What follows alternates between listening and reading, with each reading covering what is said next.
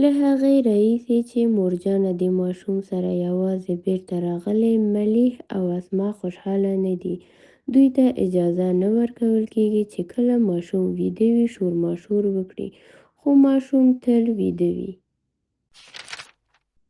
دوی ته اجازه نشته چې په کور کې منډې ووهي.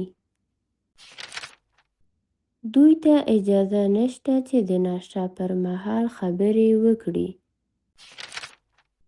هره خبره چې وي دوی ته اجازه نشته چې چیغې ووهي.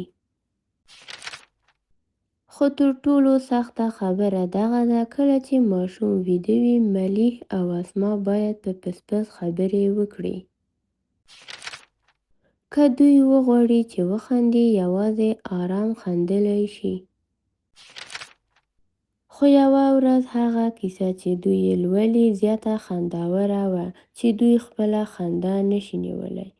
ملیح او اسما ناڅاپه کړس وهي خاندي. آه نه، ماشوم ویده دی. ماشوم په ژړا له خوبه پاڅیږي. مورجانه په غوسه ده. هغه په دوی چیغې وهي تر څو بهر ته ولاړ شي هلته لوبې وکړي. ملیح په غوسه ده. د هغې نه خوښیږي چې څوک پرې چیغې ووهي. اسما هغه آرام کوي. هغه وایي چې دا به ډېر ساتیري وي چې بهر لوبې وشي. هلته چې هر څومره په لوړ غږ خبرې کول غواړئ کولی شئ. د یو څه وخت فوټبال کولو څخه وروسته ملیح او اسما بیا خوشحاله دي. اسما توپ په لغته وهي. ګول! توپ په بڼ کې هواییږي. ټنګ! آه نه، ماشوم له خوبه راویښ شو. اوس به څه پیښ شي؟ ماشوم ژاړي.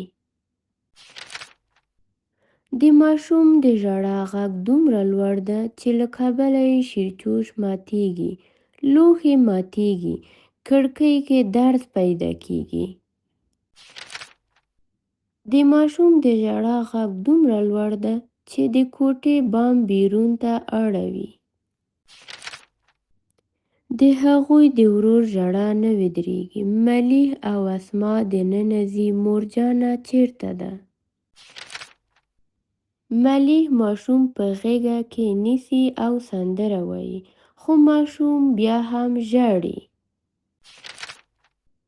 اسما نڅا کوي. هغه ورته رنګارنګ شوخي کوي، خو ماشوم بیا هم ژاړي. څه شی د ماشوم ژړا آرامولی شي؟ ژر ملیح او اسما هم ژاړي. همدې وخت کې مورجانه کور ته راځي. مورجانه ماشوم په غېږ کې اخلي. هغه ماشوم ته ناز ورکوي. هغه ورته د لالو لالو سندره وایي. د ماشوم ژړا درېږي. اوس ملیح او اسما پوهیږي دا ناممکنه ده چې نوي زیږېدلي ماشومان چوپ شي. ځکه نو دا ښه خبره ده چې شور ماشور ونه شي. پای